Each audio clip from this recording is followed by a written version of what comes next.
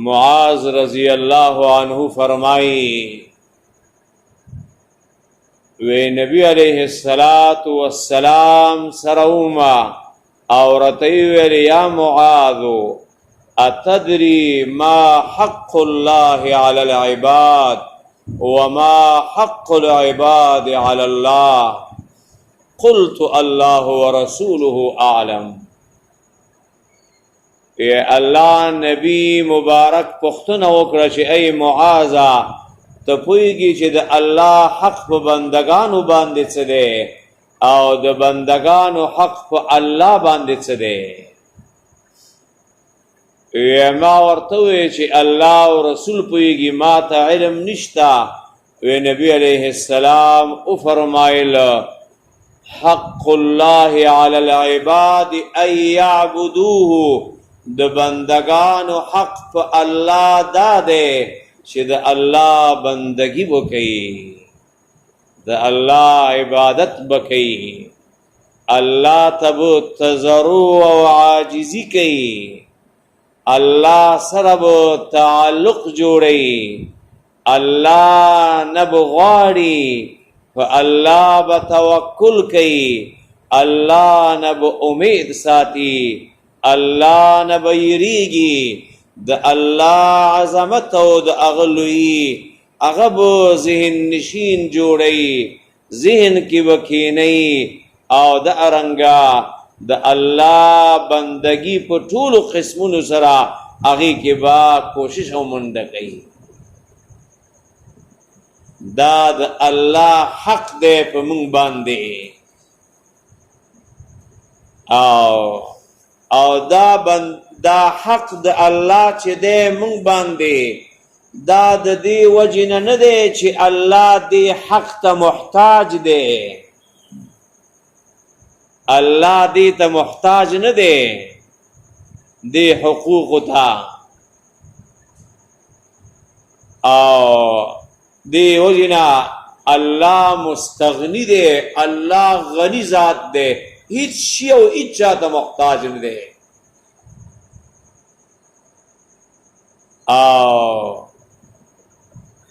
یا عبادی کلکم عار الا من کسوته فاستکسونی اکسکم یا عبادی کلکم جائع الا من اطعمته فاستطعمونی اطعمکم یا عبادی کلکم ضال الا من هدیته فاستهدونی اهدکم.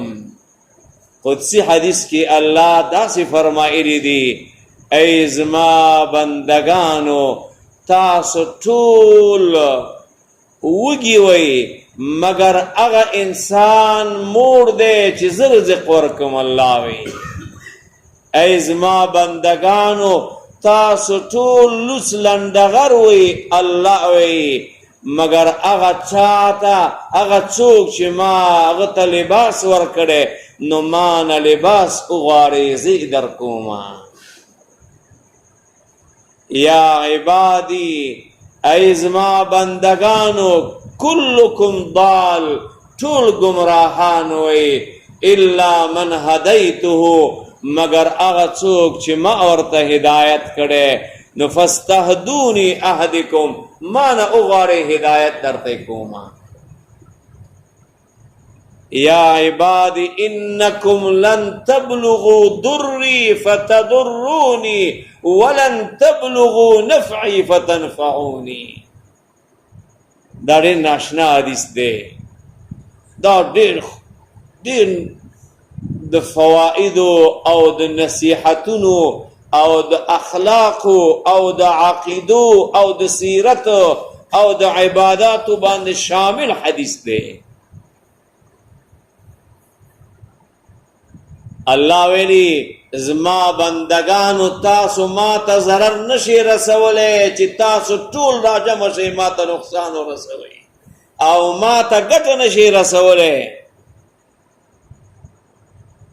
او منا الله وی زتا ست محتاج نیما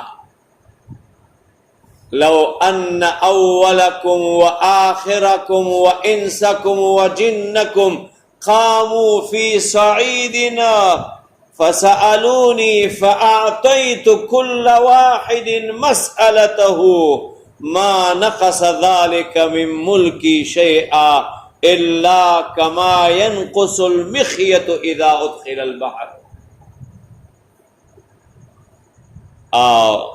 الله ویلی کدا انسانان او پیران ټول په یو دشت او بیابان کې راجمع شي او هر یو مان خپل حاجتونه وغواړي، ټول حاجتونه ورکما، الله وی زما بادشاہی نه کمیږي، زما خزانه نه کمیږي، بلکې مثال بیداسی لکه یو ستنه چې روالي سمندر کې ډوبه کې او بیرته راوباسي. لا اله الا الله. څومره لوی الله دی، څومره عظیم الله. نو د دې الله به موږ باندې څومره حقوق دي. که الله موږ قیامت کې راونیولو، د بندگانو حقوق څه دی چې هغې سمندر ته نه ورګډېږو، هغه خو لا پرېږده چې د بندگانو کوم حقوق دي اخو بیل سمندر او بحر دی. که الله قیامت کې موږ راونیولو او راته ویلي چې زما دا فلانه حق د خپو لاندې کړی دی، فلانه د خپو لاندې کړی دی، او مونځ د خپو لاندې کړی نه دی کړی، فلانه ټیم د نه دی کړی، فلانی ورځ روژه د خپو لاندې کړی نه ده نیولې. زما توحید او یووالی دی نه دی پیژندلی، زما د کتاب حق دی نه دی پیژندلی. لا اله الا الله. دی حقونه و څوک ووځي الله دربار دی. خدا به وی چې الله په خپل رحم باندې موږ وبخي الله. او که الله رحم ونکي نو معاملات نهایت مشکل دی. او دی وجنه الله نه به څه غواړي چې الله د عدل معامله را سره مکوه، الله د رحم معامله را سره وکړه. د عدل خدا چې برابر برابر چې څه د کړي هماغه به درکوي او څه د نه دي کړي هغې باندې به نیسي. نه، رحم دا دی چې الله درګذر راته وکړه. او خدا الله رحم دروازه به ډېره کلاو ده.